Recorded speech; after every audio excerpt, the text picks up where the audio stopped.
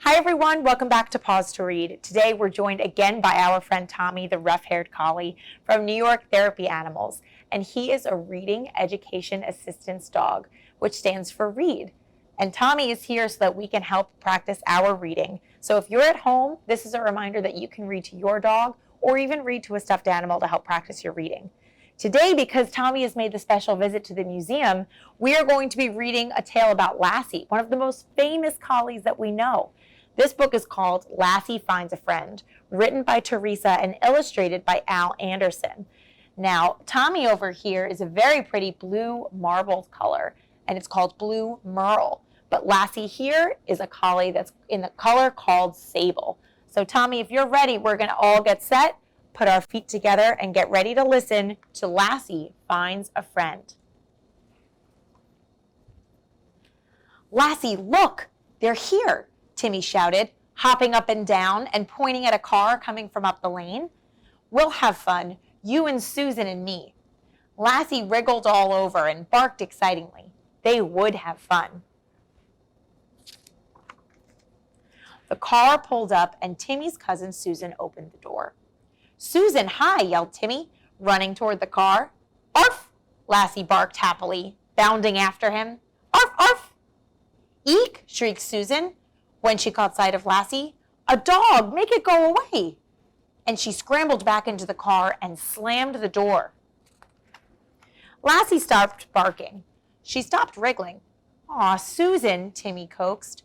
Lassie's the nicest dog in the whole world. She won't hurt you.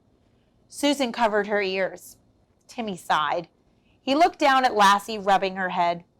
Well, Lassie, he said sadly, I guess you'll have to be polite and stay away from Susan until she gets used to you. And so, with the drooping head and limp tail, Lassie lay down under the lilac bush, and Susan got out of the car. She carried a doll, and a yellow-haired doll wearing a soft blue dress. This is Mary Ann, she said to Timmy, hugging the dog tightly. She doesn't like dogs either, and she marched into the house. That night, as Lassie settled down on her rug next to Timmy's bed, he whispered, Don't feel sad, Lassie. Tomorrow we'll make Susan like you. And soon after breakfast the next morning, Timmy and Lassie played ball. But Susan, well, she sat on the steps and changed Mary Ann's dress. Later, Timmy and Lassie played dress-up. Susan didn't play, though. She was busy having a make-believe tea party with Mary Ann. But Lassie thought she saw Susan smile once, watching them play. After dinner, Lassie did tricks. She shook hands with Timmy. She said please for a cookie, and she rolled over and played dead. And with that, Susan laughed. She laughed right out loud. Timmy was pleased and proud. Lassie, he said, shake hands with Susan. Happily, Lassie romped forward. But then, make her go away, shrieked Susan, and she darted into the house. Timmy sighed. All right, Susan, he called. You don't have to be friends with Lassie if you don't want to. Come on, I'll show you the creek. Timmy and Susan had fun putting twigs on dry leaves and watching as the little boats moved out into the swirling waters of the creek.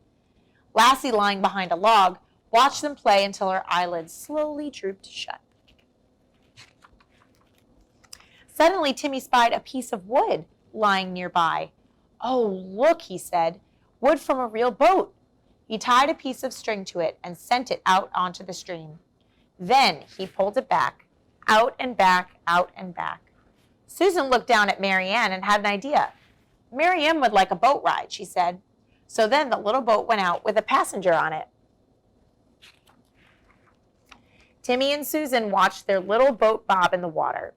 Then Timmy started to bring it back to shore. Suddenly, the little boat teetered.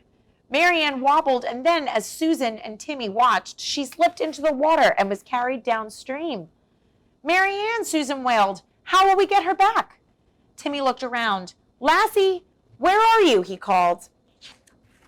But Lassie was asleep. Her nose was twitching gently as a fly buzzed near. Timmy and Susan ran along the bank, following the bobbing doll. Lassie, Timmy called again desperately. Still, Lassie didn't hear, but suddenly the bothersome fly settled. squarely on her nose. Her eyes flew open. She snuffled fiercely, and then she heard Timmy's call, "Lassie!" With a bound, she was on her feet, looking around for Timmy. Then she was down at the water's edge. "Marianne!" cried Susan, pointing. "Lassie, get Marianne!" cried Timmy. Lassie splashed into the water and headed for Marianne. Swimming fast, she followed the doll downstream. Slowly, she drew near. At last, she reached out, caught Marianne's dress in her teeth, and turned back down the bank. Lassie dropped the wet but safe Marianne in the grass, stopped long enough to shake the water from her coat, and then she headed back for her place in the sun. She lay down and closed her eyes. But then at the sound of the light footsteps, Lassie opened her eyes. Susan, hugging Marianne, dropped down beside her. "Lassie," she said softly, holding out her hand, "Marianne and we'd like to shake hands with you. You're the nicest dog anywhere." "You bet," said Timmy. "And now, won't we have fun? You and Lassie and me." "Arf!" Lassie barked happily as she shook hands with Susan. "Arf, arf!" The end.